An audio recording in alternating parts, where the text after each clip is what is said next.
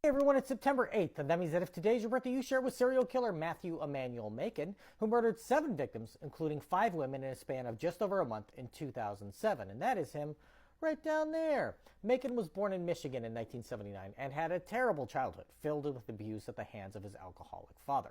The man even beat his 17-year-old pregnant girlfriend because she refused to work as a prostitute.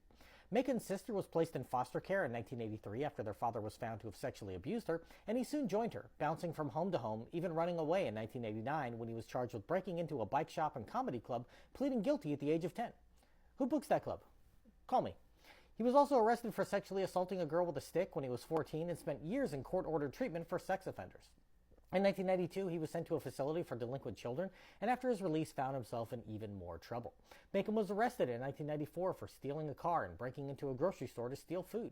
He returned to Lansing, Michigan at the age of 18, where he soon found himself incarcerated once again for larceny. In the summer of 2007, a string of 6 attacks in Lansing occurred in just 4 weeks, all with a similar MO. The victims were middle-aged to elderly women who lived alone and were beaten to death.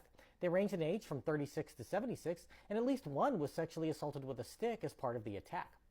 5 of the women were beaten to death, but one survived when her dog scared off the assailant.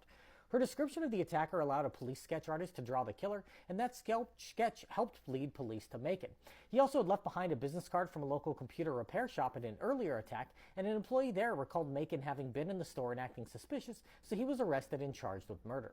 After his capture, police were able to tie him to a 6th murder that had occurred 3 years earlier.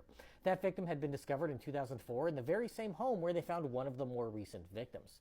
He had also engaged in a similar string of home invasion assaults in 2003 and 2004, but only one of his victims died during that span.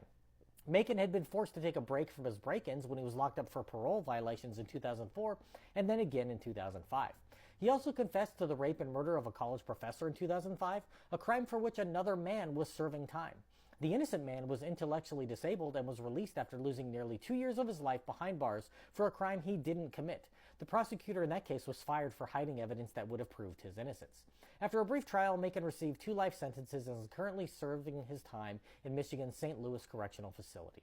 If this is your birthday, I hope you have a great day. Leave me a comment so I can wish you a happy birthday. If you know someone whose birthday it is today, send them this video so they can find out all about their birthday twin. And to Matthew Emmanuel Macon, I say, happy birthday, you bastard.